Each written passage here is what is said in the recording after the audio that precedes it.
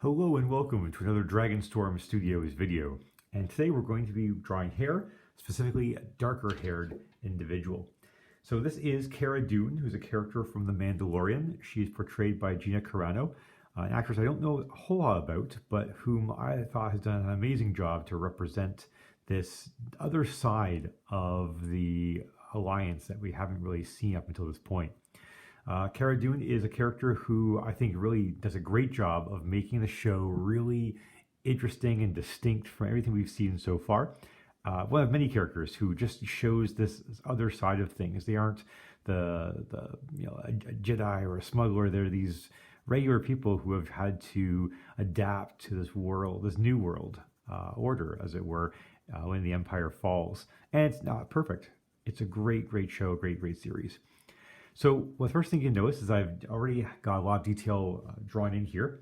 I've used an HB pencil for a lot of the hair so far, and I've done some work with the 2H pencil with all the other details you've seen there. So the drawing is really light to begin with, and that is important because it allows us to erase things so easily.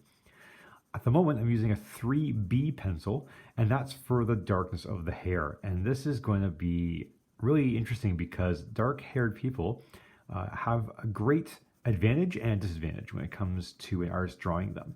The advantage is you don't have to worry about too many different tones. You're going to have black, you're going to have white, you're going to have a little bit of gray in between here and there. The difficult part is trying to get them all to work together and match nicely. So I've also worked out where I want light patches to go in the hair as well. And I think that planning is so very important when you start drawing anyone, really. And I find that just that extra work you put into the preparation makes such a big difference. So I'm going to stick with the darkest areas first. And the reason for that is that I can easily create some transition between them with my blending stomp, which is that stick of paper that's been rolled into a very tight shape in order for me to smudge the work nicely. So I'm going to begin with this really nice dark area. You see it goes all the way through the hair, and there's a little bit of reflection near the top I'm going to be adding in. We're going to start there. We're going to move our way through the drawing. So I've darkened in parts of the upper part of the hair, and I've taken the 2H pencil and just gone over everything.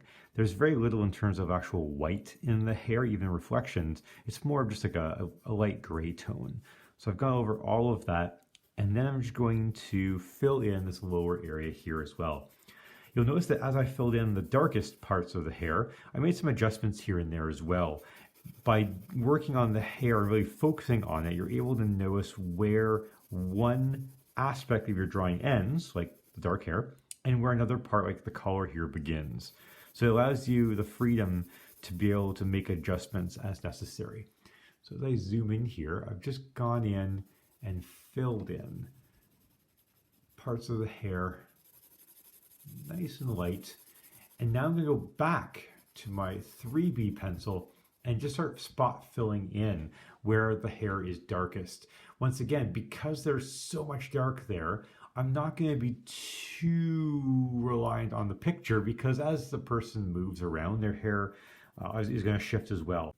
So I filled in the dark areas, and I've got just a few gray areas left over. They look a little bit haphazard and choppy still, though. So I'm just going to take my blending stomp and just kind of blend in the edges a little bit. So it's not quite so harsh a change between light and dark, but a bit more of a gradual sort of effect. The idea here is that the light's hitting just bits of hair at these just strange angles, creating these little reflections in the hair. And especially in someone who's got very dark hair, very healthy dark hair, you tend to get lots and lots of these. So that's all we're seeing there. We're seeing this beautiful reflection, which just gives the hair a bit more vibrancy, a bit more life to it. So being very careful not to either press too hard with the blending stomp. And I'm not sure if you can really see what I'm doing up here. So let's try to do that. And just kind of blending in so that it's not quite such a harsh change from white to dark, but it's a bit more gradual that way. And already it's looking way better than it was. I'm then going to work on this top part here a little bit more. Again, same thing, just blending it a little bit so that the light areas don't stand quite so much out. There's not quite so much contrast that you've got there, and it just makes it a bit more natural looking. All right, so I'm going to work on the face and the body some more. I'm going to post a picture of what the end result looks like right about here. And I hope you enjoyed that video. If you did, please feel free to give it a like, share it with people who might be like-minded as yourself. And if you like the content on this channel, please subscribe to get more. Thank you so much for watching. Have a fantastic day.